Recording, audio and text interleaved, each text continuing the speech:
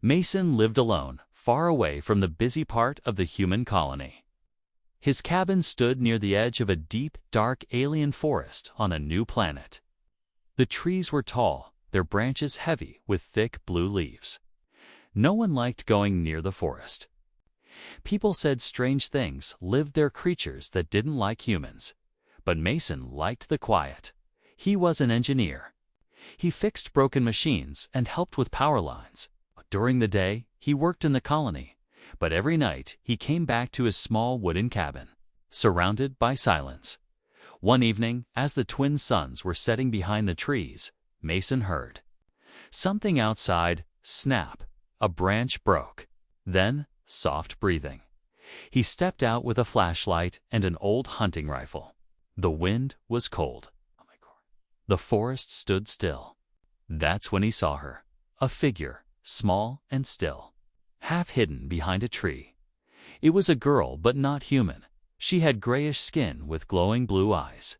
Her hair was long, messy, and white like snow. Her body was thin, and her clothes were torn. Rags, her arms had faint, glowing lines, almost like veins of light. She didn't move. Mason pointed his light at her, and she flinched, shielding her eyes with her hand. He lowered the flashlight. She looked young, maybe 15 or 16, but wild like an animal. Her eyes didn't blink. She didn't speak. Then her stomach made a loud, growling sound. Mason slowly placed his gun down. "Hungry?"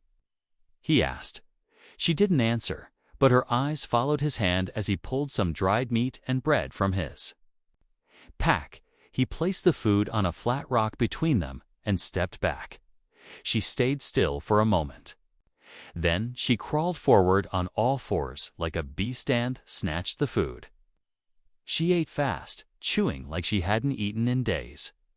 Mason didn't say anything. He just watched.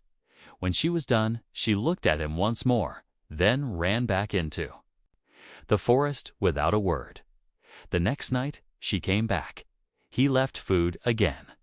She ate it and disappeared. This continued for several days. Each time, she came a little closer. Still quiet, still wild, but curious. Mason tried talking to her using simple words. "Do you have a name? Where are you from? Do you understand me?" She didn't answer, but sometimes tilted her head like she was trying to understand. One evening, she touched the wall of his cabin just for a second before pulling her hand back fast. She sniffed the air around the windows, as if memorizing his scent. Word spread in the colony. 2 guards came to his cabin. "You've seen that thing?" one of them asked. "She's not a thing," Mason replied, trying to stay calm. "She's dangerous," the other said. "That forest isn't safe. We think she came from the old labs, the ones the aliens left behind." Mason said nothing. He knew fear when he heard it. That night, the girl returned. Mason left some fresh water, a blanket, and cooked food. She sniffed it all, but only ate the food. She touched the blanket carefully, like it was something new. As she ate, Mason sat nearby, watching her. "You don't have to hide," he said softly. Suddenly, crack. A gunshot rang out. The food bowl shattered. She screamed, a sharp, high-pitched sound. Mason grabbed her and pulled her behind a barrel. She shook with fear, but didn't run. Another shot came, missing them by inches. This time, she growled. Not like a scared girl, like an animal ready to fight. She stepped forward, her glowing eyes narrow, her teeth sharp. A low sound rose from her throat, a deep growl that made Mason's skin crawl. Whoever had fired the shot ran off into the trees. She didn't chase. She turned and looked at Mason. Her breathing was fast. Her hands were shaking. Then, slowly, she reached out and touched his arm just for a second. Then she ran off into the darkness. Mason stood in silence. What just happened? She had growled, but not at him. She had protected him. He picked up the broken food bowl and stared at the forest. This girl, whoever she was, wasn't just wild. she wasn't just strange. She was scared alone. But tonight, she had made a choice. She growled at the world, but not at him. The days passed slowly after the attack. Mason hadn't seen her again for 3 days. He left food outside every night, but the bowls stayed full. No footsteps, no movement. Just cold wind and silence from the forest. He began to worry. Then, on the 4th night, she returned. No sound warned him. She just appeared near the trees, her glowing eyes locked onto his cabin window. Mason stepped outside slowly, careful not to scare her. She looked tired. Her clothes were even more torn. A bruise covered one side of her face. Mason's chest tightened. Someone had tried to catch her. He set the food down, but this time she didn't crawl toward it. She stood still, watching him. He could see she was unsure, scared, but also angry. "I didn't tell anyone," Mason said quietly. "I would never hurt you." She tilted her head at his voice, then slowly stepped forward. This time, she didn't eat right away. She sniffed the food, then looked at him again. Something had changed. Her movements were slower, more cautious. She didn't run after eating. Instead, she sat on the ground, still watching him. Mason sat too, a safe distance away. "You can understand me, can't you?" he asked. The girl didn't answer, but she didn't look away. That was progress. Over the next week, she started returning every night again. She would eat, then sit. Sometimes she made soft sounds, not words but sounds of emotion, sadness, curiosity, fear.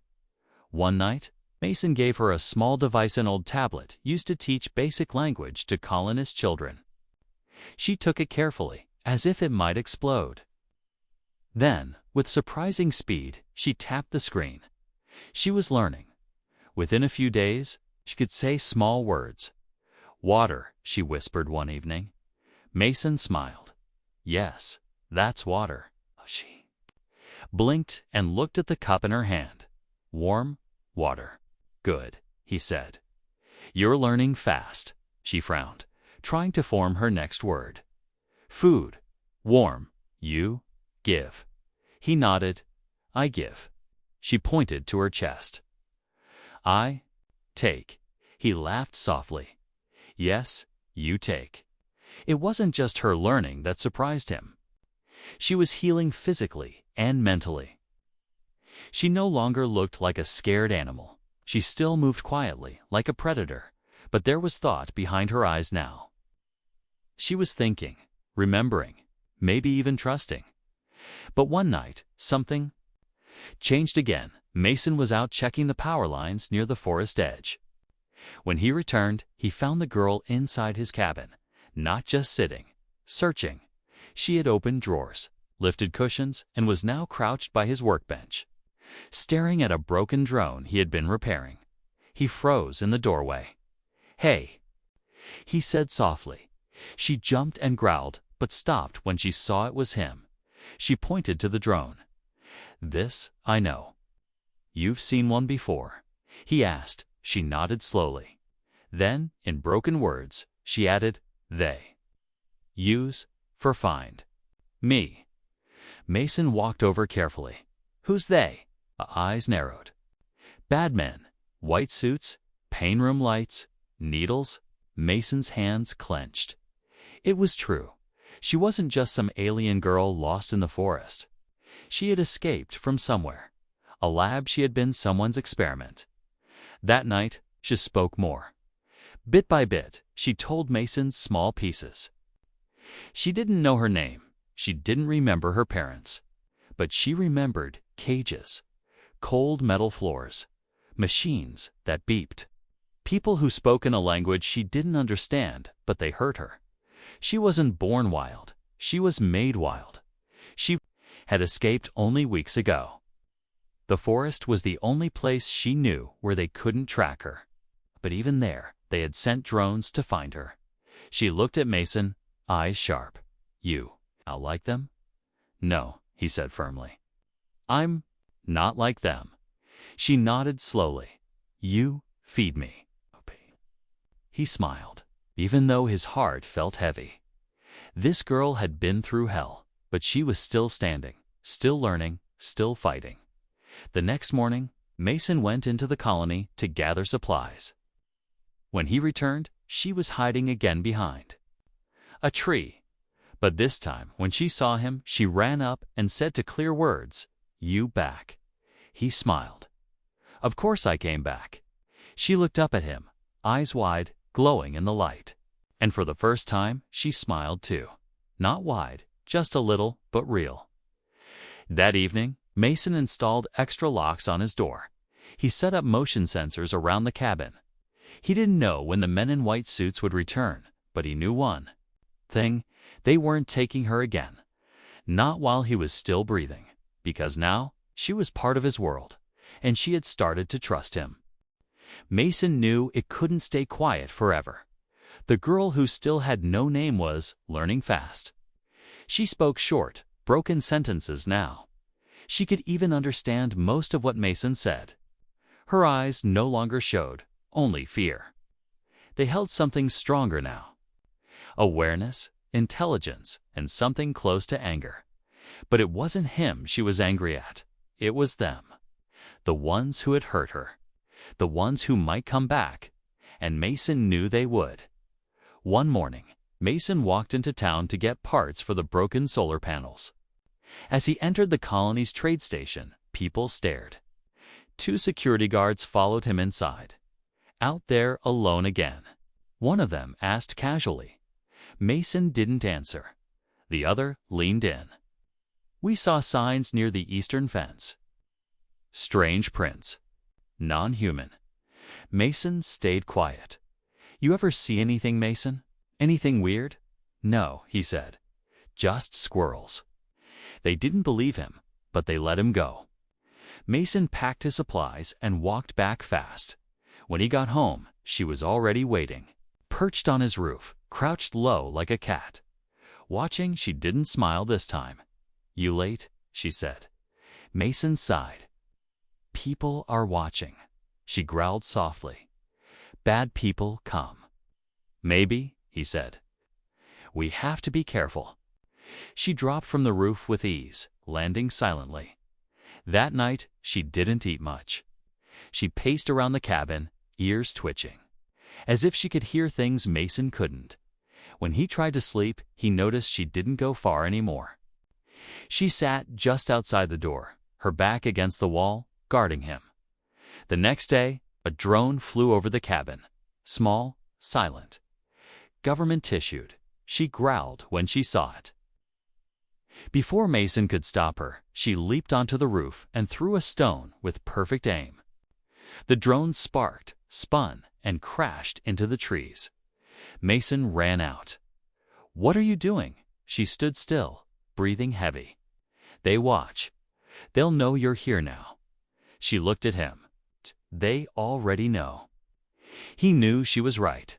That night, they came. 3 men in white armor, clean uniforms. Not from the colony, these were outsiders.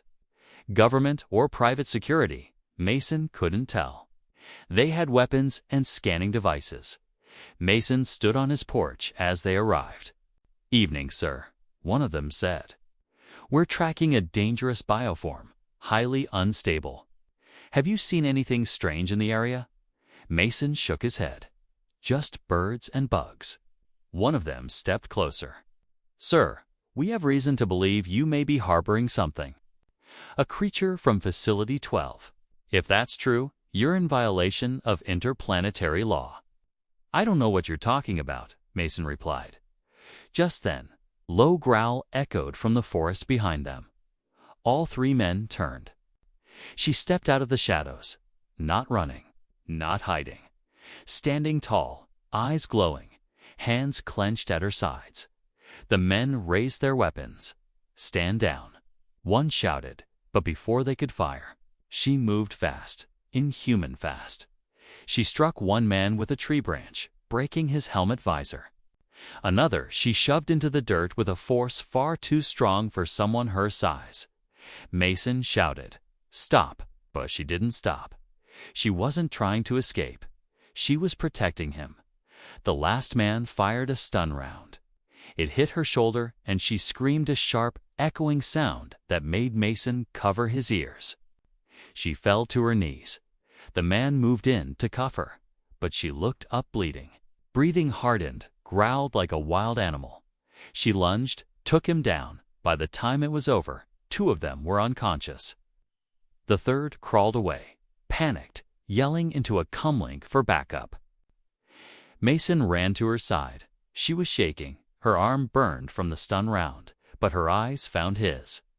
"I protect," she said, her voice low. "I know," he said, "but now we have to go." Mason packed quickly. Supplies, tools, the old rifle, a medkit. She followed him without question. Before they left, she looked back at the cabin, her home for a short time, the only place she had felt safe. Then she looked at Mason. "You come with me." He nodded. Of course, as they disappeared into the dark forest together, he knew one thing. This was no longer just about hiding her.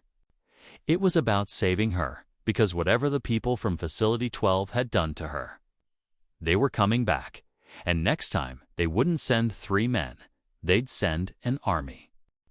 The forest was deep now, darker, wilder. Mason had never been this far from the colony before. He walked carefully, watching every step.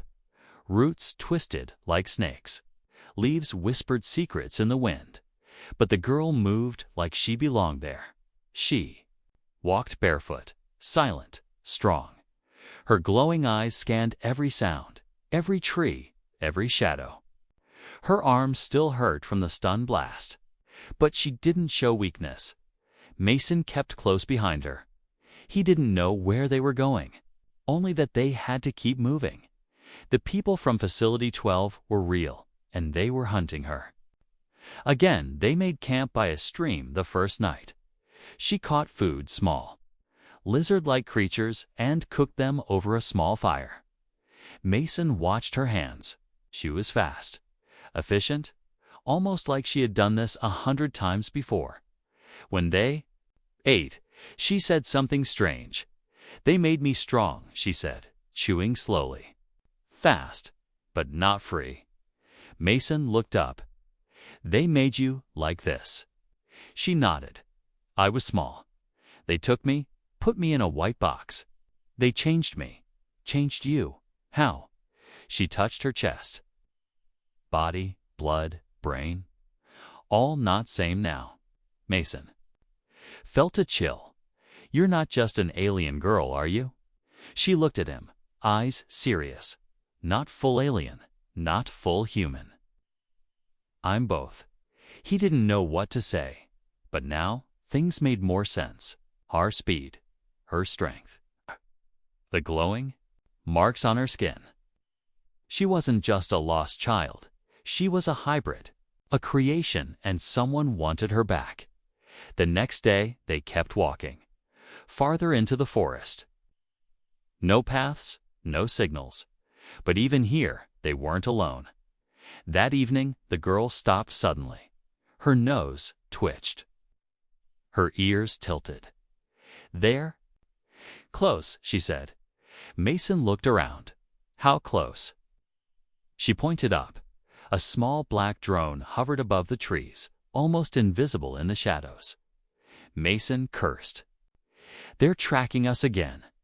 Before he could move, the girl threw a rock.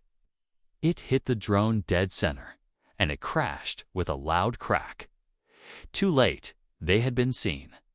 That night, this girl didn't sleep. She sat near the fire with her knees, pulled up arms wrapped around them.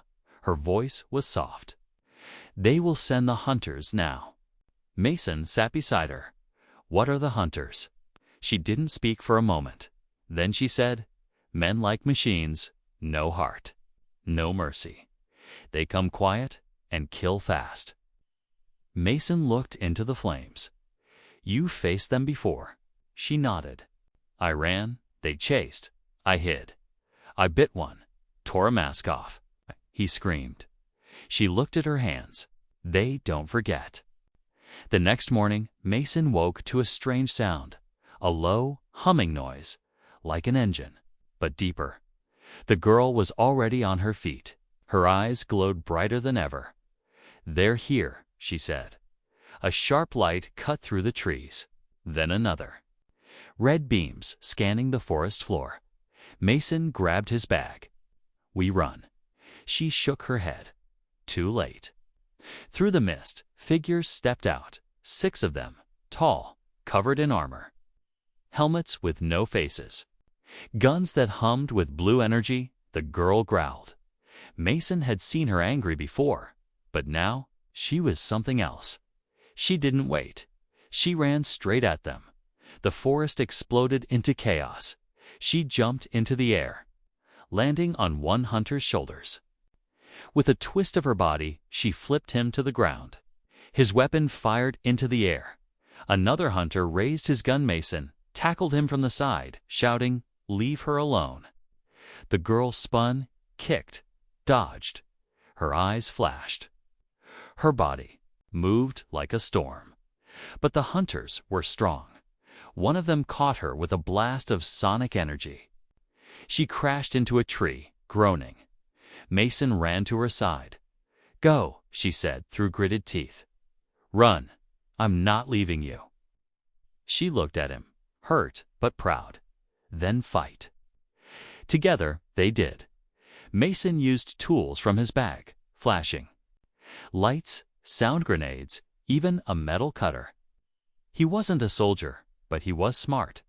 The girl rose again, blood on her face, but full of fire.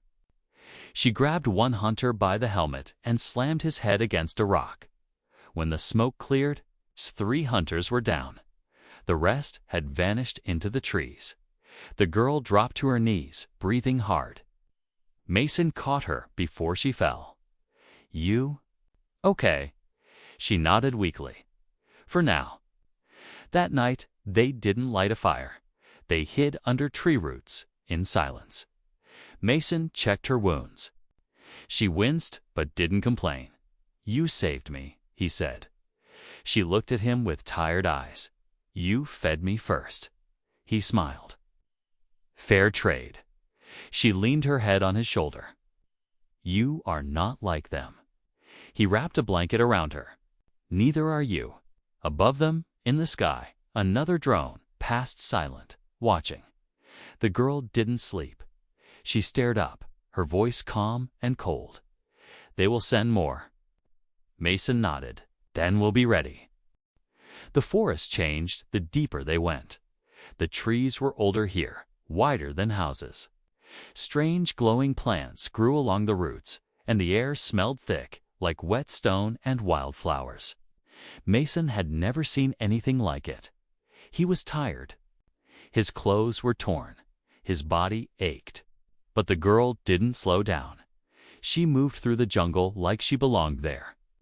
She touched the trees as she passed. She smelled the wind. She listened to sounds Mason couldn't even hear. "This place? Safe," she said softly. "Why?" Mason asked, gasping for breath. She pointed at the trees. "They protect."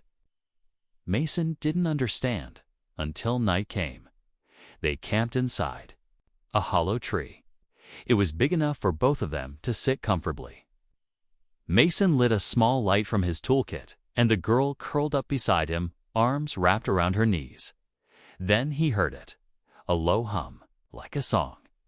It came from the trees, from the ground, from everywhere. The girl smiled. "Old forest, it speaks." Mason looked around. "It's alive." She nodded. "Very, it does not like machines. That's why they won't follow here." Mason looked outside. The hunters. "They won't come." "Forest breaks tech." He raised an eyebrow. "Even drones." She nodded again. "Even mines." For the first time in days, Mason felt safe. They rested. He patched up her arm properly. She winced, but didn't pull away. When he was done, she looked at him and whispered, "Thank you." "You're welcome," he said.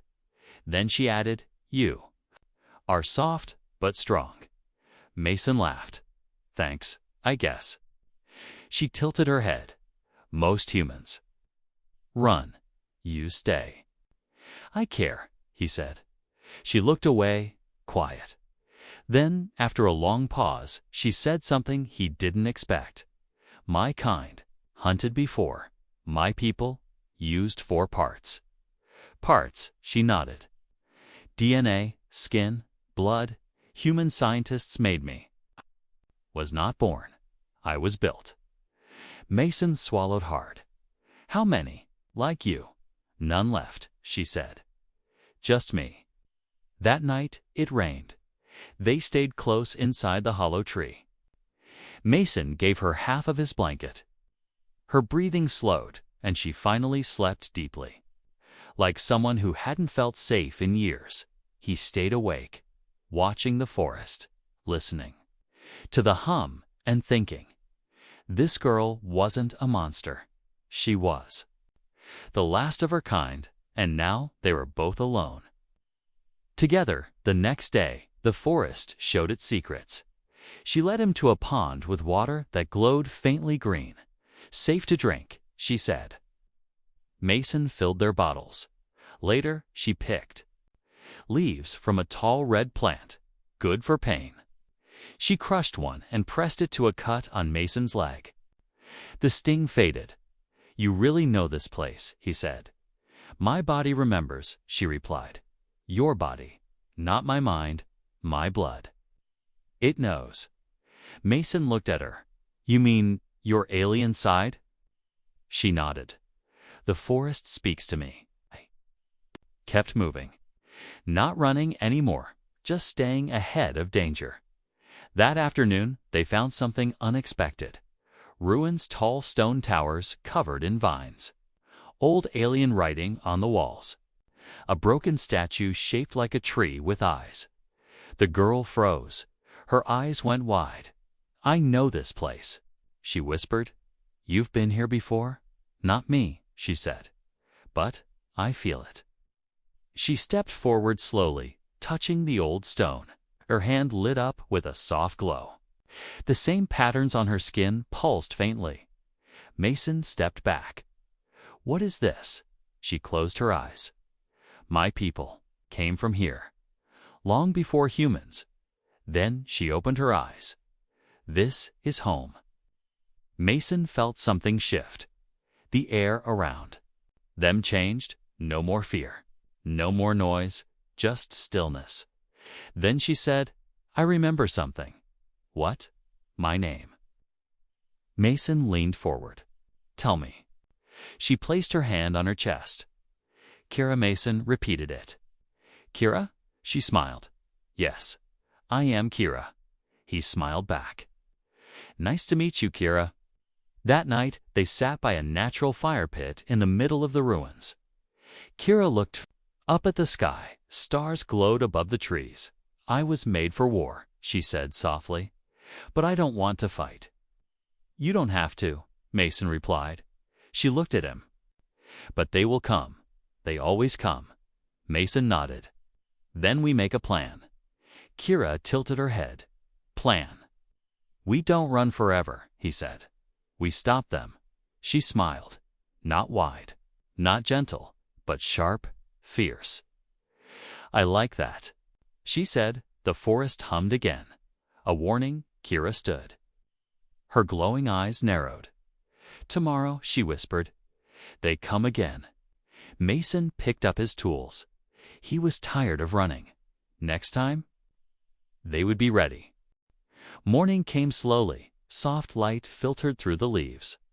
Mist covered the old alien ruins like a blanket. Birds with glass-like wings chirped softly in the distance. But Kira didn't move. She sat at the center of the stone circle, eyes closed. Legs crossed, her glowing hands rested on her knees.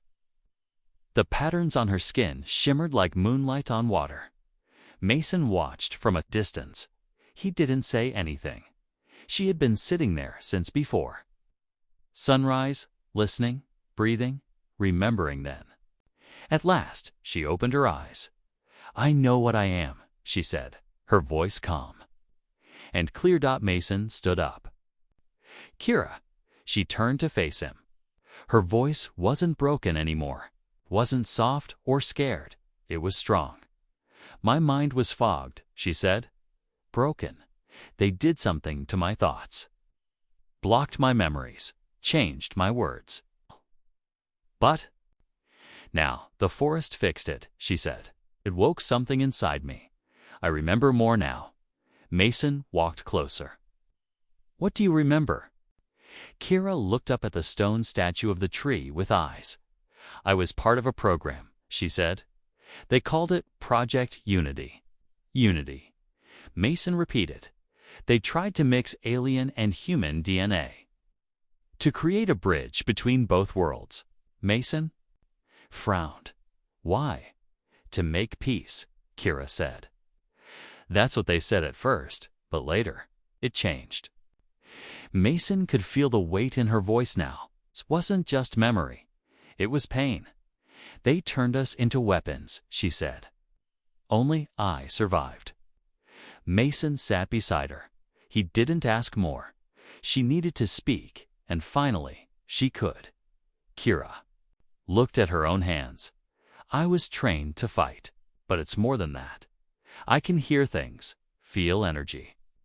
Not just from the forest, from people to people. Mason asked, she nodded. You are kind. Your thoughts are loud but gentle. Mason smiled slightly. Guess I'm an open book.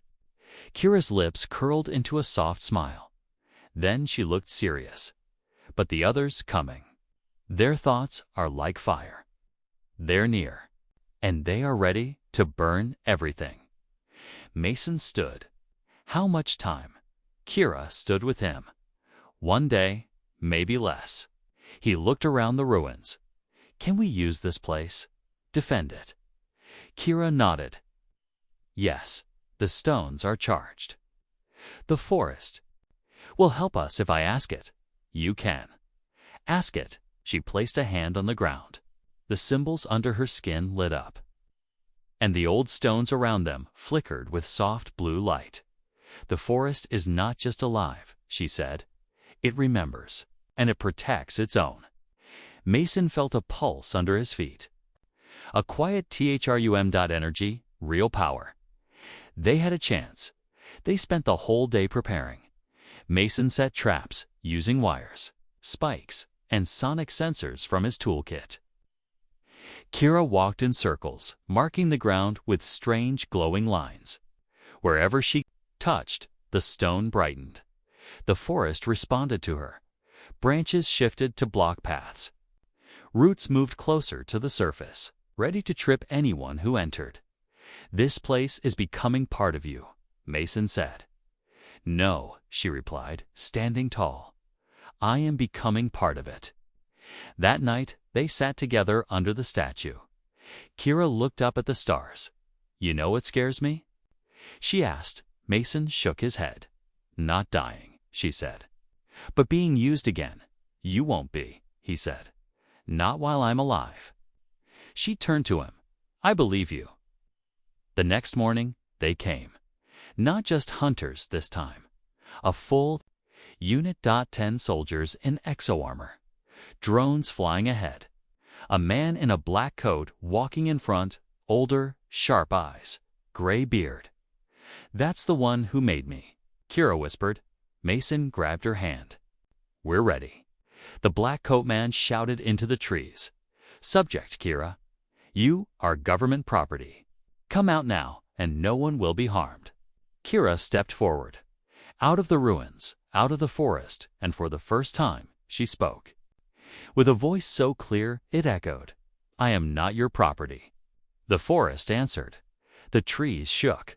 Wind roared. Light burst from the stones around the ruins. Kira lifted both hands, and the glowing lines along her body shined bright. The soldiers opened fire, but the bullets didn't reach her. The forest bent, branches twisted. Forming a shield, Mason triggered the traps. Explosions knocked to drones. Out of the sky, the soldiers advanced. Kira moved like lightning. She leaped into the air, flipped over one of the attackers, and sent a blast of energy from her palm that knocked him back into a tree. Mason fought beside her with tools, smoke bombs, and clever tricks. He wasn't fast, but he was smart. Together, they held the line. The man in the coat watched, furious. "You were built to serve," he shouted. Kira faced him, eyes glowing brighter than ever.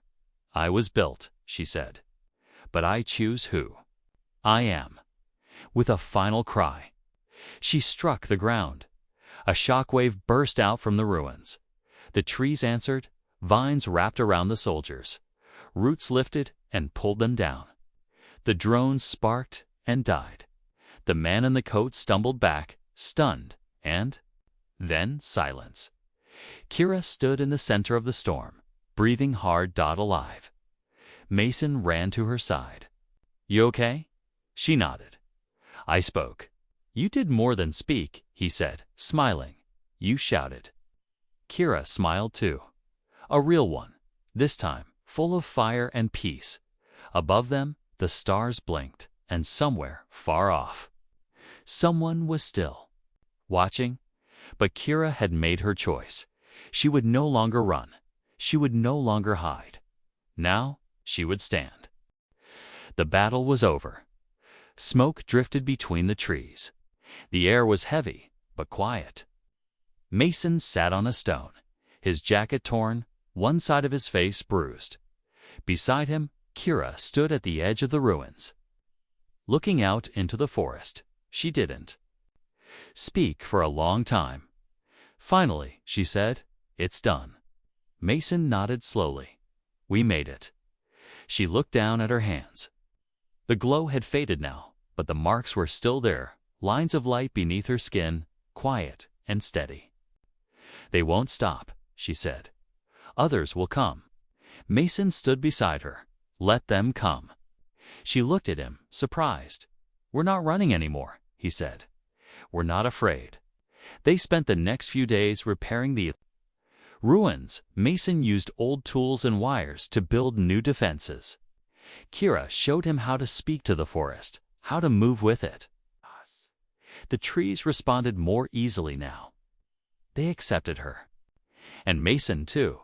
The forest had chosen them. They weren't just hiding anymore. They were building something. One morning, Kira found something strange buried beneath the stone statue of black. Egg-shaped device.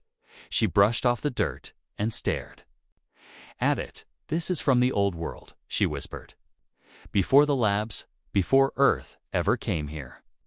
Mason examined it carefully. "It's still active." Kira held it to her chest. The marks on her skin glowed softly, and the device lit up in return. A voice played soft, alien, beautiful. Not a language Mason understood, but Kira did. Her eyes filled with tears. "What is it?" Mason asked gently. Kira smiled through the tears. "A message from my real people, from the ones who came before." She looked at him. "I'm not." Alone, that night, they sat by the fire. Mason asked, "What will you do now?" Kira looked into the flames. "I'll protect this place." "Learn more, speak louder." Mason nodded. "I'll stay if that's okay." She looked at him. "I want you to." He smiled. Then it settled. Weeks passed, then months. The forest bloomed. Strange birds returned. Glowing vines wrapped the ruins like they belonged there. And Kira changed. She grew stronger, not just in body, but in spirit. She spoke clearly now. She asked deep questions. She laughed sometimes, especially when Mason failed to cook anything edible. They built a new home, half forest, half machine. A place where no human tech could spy. A place where no one could take her again. Then, one day, a signal came. A message. From orbit, Kira heard it first through the trees, through her skin. She sat up straight. "There's a ship," she said. "Not government. Something else." Mason tuned the signal. Static. Then a voice, Explore Vessel Amara. Requesting contact. Receiving strange energy readings. Landing in Zone 7. Mason looked at her. Do you want to hide? Kira shook her head. No. They walked to the edge of the forest together. The ship landed in a clearing. 3 people stepped out. 1 woman, 2 men, all in light explorer suits, not weapons, not soldiers. One of them carried a scanner. Another held a translator. The woman saw Kira first. She didn't reach for a gun. She reached into her jacket and held up a glowing stone, the same shape as the one Kira had found in the ruins. Kira stepped forward. Slowly, cautiously, the woman spoke into the translator. We're not here to harm. We're here to learn. Kira smiled gently. Then, welcome. Mason stayed back, watching. Kira turned to him and said, It's starting. What is? The story, she said. The real one. He walked forward and stood beside her. I thought it already started. She looked at him. Then she whispered, No. Now it begins. Final scene. At night, the stars above shone brighter. The ruins were alive again, full of light, sound. Voices. Kira sat beside Mason. On a tall stone ledge, she watched the fireflies rise from the grass. Then she whispered, I was built in pain. But I choose peace. Mason looked at her. And if war comes, Kira's eyes glowed again, just a little. Then I'll show them what a peaceful monster can do. In the shadows of the trees, something shifted. More people were coming. More truths would be found. But this time, Kira wouldn't face them alone.